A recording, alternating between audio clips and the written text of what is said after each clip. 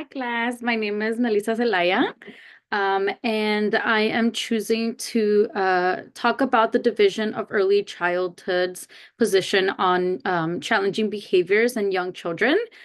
This emphasizes the critical importance of really fostering social emotional competencies as both a preventative and interventionist approach to managing those challenging behaviors.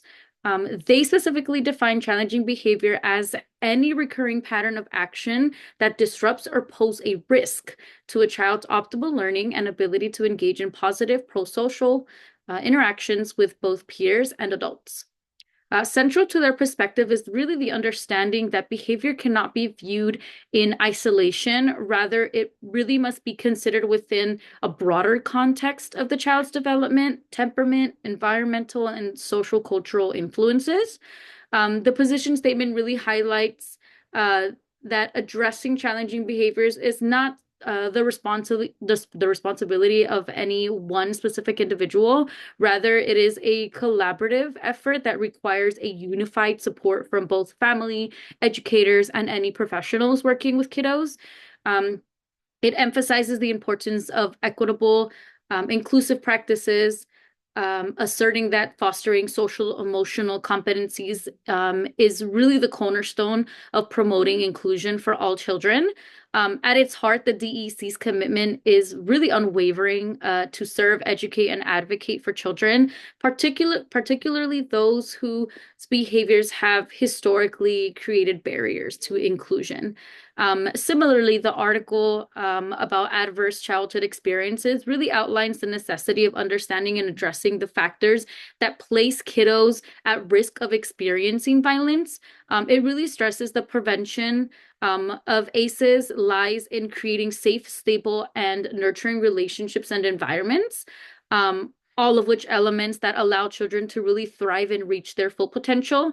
The DEC's position statement really echoes this sentiment as it really strives to cultivate both educational success for kiddos, both within educational settings and beyond.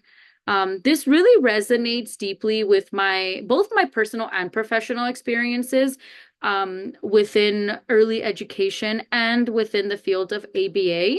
I have been working in this field for the past 30 years. I meant to say 13 years, not 30 years.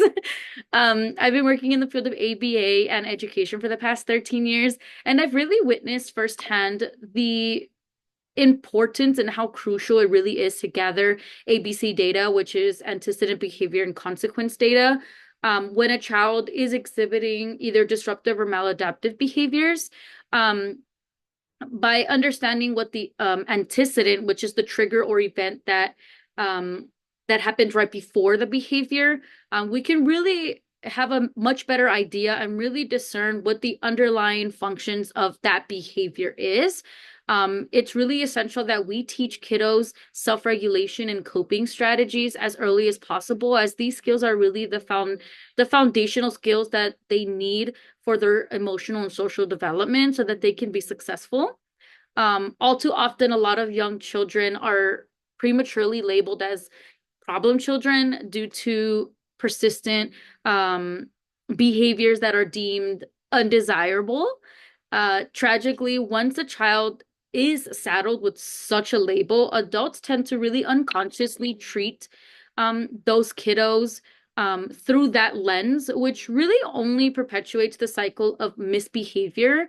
While one adult may become excessively vigilant and punitive because they are expecting the child to act out, or we have the other end of the spectrum of an adult that may become very withdrawn or neglectful, or really unwilling to just invest the necessary energy that it takes into a problem child.